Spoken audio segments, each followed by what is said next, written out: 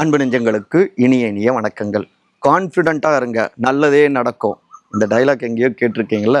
ஆனால் இப்போ எல்லா கட்சியினரும் இதே தான் பதிவு செஞ்சிட்டு இருக்காங்க அவங்களுடைய டீம் கிட்ட. அதில் முக்கியமாக எடப்பாடி அவர் நம்பிக்கையாக இருக்கிறதுக்கு ஒரு 4 காரணங்கள் இருக்குது. அதே நேரத்தில் நான் சவால் விடுறேன், உங்களால் வெற்றி பெறவே முடியாது, என்னுடைய நம்பிக்கை பொய்க்காது அப்படின்னு இன்னொரு பக்கம் விகேஎஸ் சசிகலா டீமும் ஹாப்பியாக இருந்துகிட்டு இருக்காங்க. என்ன நடந்துட்டு இருக்கு இவர்களை சுற்றி? இதுதான் இன்றைய நம்முடைய இளங்கோவன் எக்ஸ்பிரஸ். நான் உங்கள் சகோ சே த இளங்கோவன். நிகழ்ச்சிக்கு போகலாம்.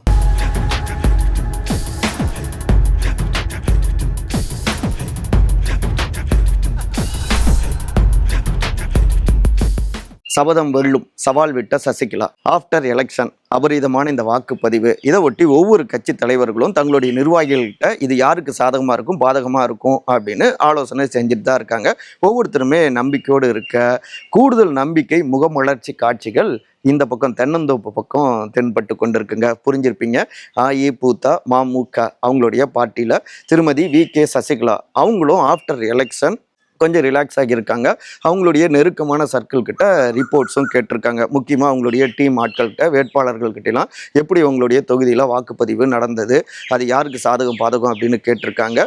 இன்னொரு பக்கம் பார்த்தோம்னா அவங்களுக்கு நெருக்கமான ஐஏஎஸ் அதிகாரிகள் டீம் இருக்கு இல்லைங்களா, அதாவது அவங்க ஆட்சி பொறுப்பில் முன்னாள் முதலமைச்சர் மறைந்த செல்வி ஜெயலலிதா அவர்கள் இருந்த காலத்தில் எத்தனையோ பேரை இவங்களால ஐஏஎஸ் ஐபிஎஸ் ஆகியிருப்பாங்க இல்லையா. ஸோ அந்த நெட்வொர்க் மூலமாக இவங்களுக்கு ஒரு தனி டீம் இருந்துட்டு இருக்காங்க. அவங்க தான் தனியாக இவங்களுக்கு சர்வேலாம் எடுத்து கொடுத்துட்டு இருக்காங்க.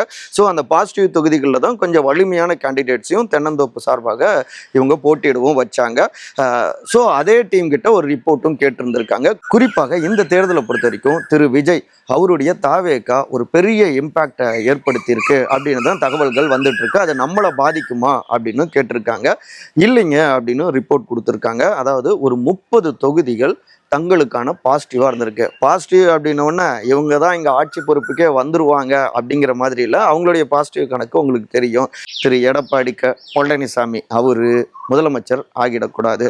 ஸோ அதுக்கேற்ற மாதிரி இங்கே ஒரு 30 தொகுதிகள், இப்போ உதாரணமாக சொல்லணும்னா சாத்தூரில், அதுக்கப்புறம் திருமங்கலத்தில், இன்னொரு பக்கம் திருப்பரங்குன்றம், இந்த சைடு ராமநாதபுரம் டிஸ்ட்ரிக்ட் அங்கே, அதுக்கப்புறம் திருவாடனை, இப்படியாக நம்ம தொடக்கத்திலே சொல்லியிருந்தாமே அந்த ஒரு 7 தொகுதிகள். அந்த 7 தொகுதிகளில் நடந்த வாக்குப்பதிவு அப்படிங்கிறது இவங்களுக்கு கணிசமான வாக்குகளை கொண்டு வந்து சேர்க்கும் அப்படின்னும் ரிப்போர்ட்ஸு கொடுத்துருந்துருக்காங்க. விஜய் அவருடைய வாக்குகள் நார்த்தில் ஒரு இம்பேக்ட் கொடுக்கலாம் வடக்கு மாவட்டங்களில், ஆனால் சவுத்தில் பெரிய அளவில் இல்லை. இங்கே இன்னொரு பக்கம் சமுதாய ரீதியிலாகவும் தங்கள் ஒதுக்கப்பட்டிருக்கோம் பழனிசாமி அவருடைய டீமால அப்படின்னு தான் அந்த கடைசி நேரம் அவங்களுடைய பரப்புரைகள் இருந்தது. ஸோ அது இங்கே கிரவுண்ட் லெவல்லையும் பாசிட்டிவாக வெளிப்பட்டிருக்கு. ஸோ இந்த அபரிதமான வாக்குப்பதிவு அப்படிங்கிறது நமக்கு கணிசமான வாக்குகளை நம்ம பக்கம் கொண்டு வந்து சேர்க்கும் அப்படின்னும், இந்த 30+ அவரை சிஎம் ஆக்காது, கடைசியாக கட்சி பதவியிலிருந்தும் அவரை இறக்கிவிடும் அப்படின்னு நம்பிக்கையாக இந்த ரிப்போர்ட்ஸை தட்டி விட்டுருக்காங்க. இன்னும் சொல்லப்போனால் எடப்பாடி தொகுதியிலேயே போயிட்டு கடைசி நேரத்தில் அந்த வீக்கெண்டில் திருமதி விகே சசிகலா அங்கே பரப்புரை செஞ்சுருந்தாங்க. அங்கேயும் கூட கட்சிக்கு எந்த அளவுக்கு அவர் எதிராக இருந்தார், ஒற்றுமைக்கு எதிராக இருந்தார் அப்படின்னும் அதை தீவிரமாக பரப்புரையில் முன் வச்சுருந்தாங்க. ஸோ எல்லா பக்கமும் அடிக்கிறது. இன்னொரு பக்கம் மருத்துவர் ஐயா திரு ராமதாஸ் அவங்களுடைய டீமும் களத்தில் இறங்கி இருக்கிறது, இது எல்லாமே நமக்கு பாசிட்டிவ் தான் அப்படின்னு ரிப்போர்ட் கொடுத்துருந்துருக்காங்க. ஸோ இப்போ அவங்க ஹாப்பியாக இருக்காங்க. இந்த 30+ஆல் நான் போட்ட சபதம் நிறைவேறும், அம்மா கைவிடலை அப்படின்லாம் உற்சாகமாக அவங்களுடைய டீம் கிட்ட தெரிவிச்சிட்டு இருக்காங்களாம்மா. ரிசல்ட்டுக்கு பிறகு பாசிட்டிவாக வரப்ப மறுபடியும் ஜெயலலிதா அவர்களுடைய நினைவிடத்துக்கு போய் மரியாதை செலுத்திட்டு நேரடியாக பசும்பொன் போகவும் திட்டமிட்டிருக்காங்க அப்படின்னும் தகவல்கள் வருதுங்க.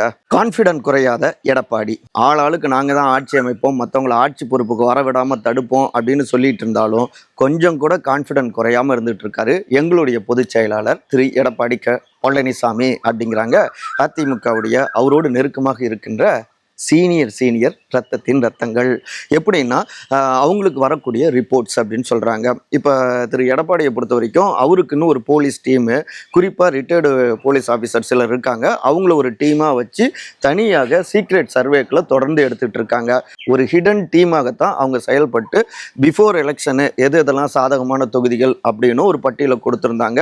யார் யாரை தங்களுக்கு நெருக்கமாக வச்சுக்கணும் அப்படின்னும் பட்டியலை கொடுத்துருந்தாங்க. அவங்க வெளிப்படுத்தியதால தான் சொன்னதால தான் அமமுகவை கூட கடைசி நேரத்தில் தங்களுடைய கூட்டணிக்கு கூப்பிட்டுக்கிட்டாங்க. இது சவுத்தில் கொஞ்சம் பாசிட்டிவாக இருக்கும் அப்படின்னு அந்த அளவுக்கு அந்த ரிட்டையர்ட் போலீஸ் டீமை அவங்க நம்புகிறாங்க. ஸோ இந்த ஆஃப்டர் எலெக்ஷன் அவங்களும் சில புள்ளி விவரங்களை கொடுத்துருந்துருக்காங்க சர்வே எடுத்து. அதில் சாலிடாக நம்மளுடைய ஆட்சி அமையும் அப்படின்னும் அவங்க தெரியப்படுத்தியிருக்காங்க. ஒரு 4-5 காரணங்களை அடுக்கிறாங்க. ஒன்று, திரு விஜய் அதிகமாக அறுவடை செய்திருப்பது திமுகவுடைய வாக்குகள் தான். எப்படின்னா மைனாரிட்டிஸ் ஓட்ஸு கிட்டத்தட்ட ஒரு 15% இருக்குது. அவங்க கடந்த ஒரு 10 ஆண்டுகளாகவே, அதாவது ஜெயலலிதா அம்மாவுடைய மறைவுக்கு பிறகு நம்ம கையை விட்டு பெரும்பாலும் மைனாரிட்டிஸ் ஓட்ஸு போயிடுச்சு டிஎம்கே சைடில். ஏன்னா பாஜக கூட்டணியில் இருந்தது, அதுக்கப்புறம் வேணான்னு போனது, அப்புறம் மறுபடியும் கூட்டணிக்கு வந்தது. இப்படியான காரணங்களால் மறுபடியும் கூட்டணியை விட்டு போனால் கூட அவங்க நம்மளை நம்பி ஏற்றுப்பாங்களா அப்படின்லாம் சொல்ல முடியாது. ஸோ மைனாரிட்டிஸ் ஓட்ஸை பெருசாக இந்த முறை அதிமுக தீவிரம் காட்டல. அதே நேரத்தில் ஹிந்துஸ் அவங்களுடைய வாக்குகளில் அதிக அளவில் கவனம் செலுத்தினாங்க. குறிப்பாக இந்த திராவிட அரசியலோடு இருக்கக்கூடிய இந்த வாக்குகளை அதிமுக கூடுதலாக கவனித்தது. அப்புறம் அதிமுகவோடு பாஜகவும் கூட்டணி சேர்ந்ததால் இந்த 2 வாக்குகளும் இந்த முறை பலமாகவும் மாறியிருக்கு.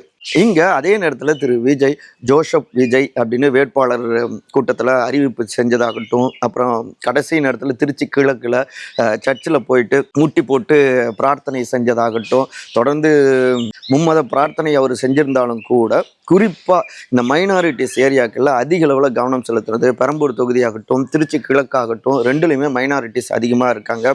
இறுதி கட்டத்தில் சென்னையில் தீவிரமாக அவர் பரப்புரை செஞ்சதும் இது எல்லாமே அங்கே டிஎம்கே உடைய அந்த மைனாரிட்டிஸ் ஓட்ஸில் பெரிய பாதிப்பை ஏற்படுத்துது. இதுக்கு அடுத்து பார்த்தோம்னா பட்டியல் சமூகத்தினருடைய வாக்குகள், அதுவுமே அதிமுக விட்டு ஒரு பாதி வாக்குகள் அந்த பக்கம் திமுக கூட்டணி பக்கம் போயிடுச்சு. முந்தைய தேர்தல்களில் குறிப்பாக விசிக இருப்பதாலும் இந்த பக்கம் வருவது தவிர்க்கப்பட்டு கொண்டிருக்கு. முக்கியமாக பாமக கூட்டணியில் இருக்கிறதாலையும் கொஞ்சம் வாக்குகள், பட்டியல் வாக்குகள் அந்த பக்கம் சிதறிக்கிட்டு இருக்கு.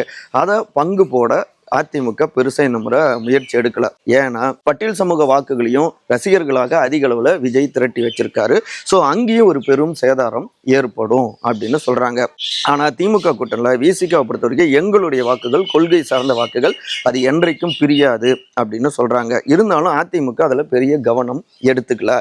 அதே நேரத்தில் இங்கே பாமக வலிமையாக கூட்டணியில் இருக்காங்க. இங்கே இருக்கக்கூடிய வன்னியர் சமூக வாக்குகள், கொங்கு வெள்ளாள கவுண்டர் சமுதாய வாக்குகள், இப்படி இந்த சமுதாய வாக்குகள் தங்களுடைய கூட்டணிக்கு வந்துடும். பாமக, பாஜக, அதிமுக வலிமையான கூட்டணி, இது எல்லாமே நமக்கு பாசிட்டிவாக இருக்குது. அதனால தான் இந்த பிரதேசங்களில் பாருங்கள், மேற்கு மண்டலத்தில் எடப்பாடியிலேயே அபரிதமாக வாக்குப்பதிவாகியிருக்கு 90%.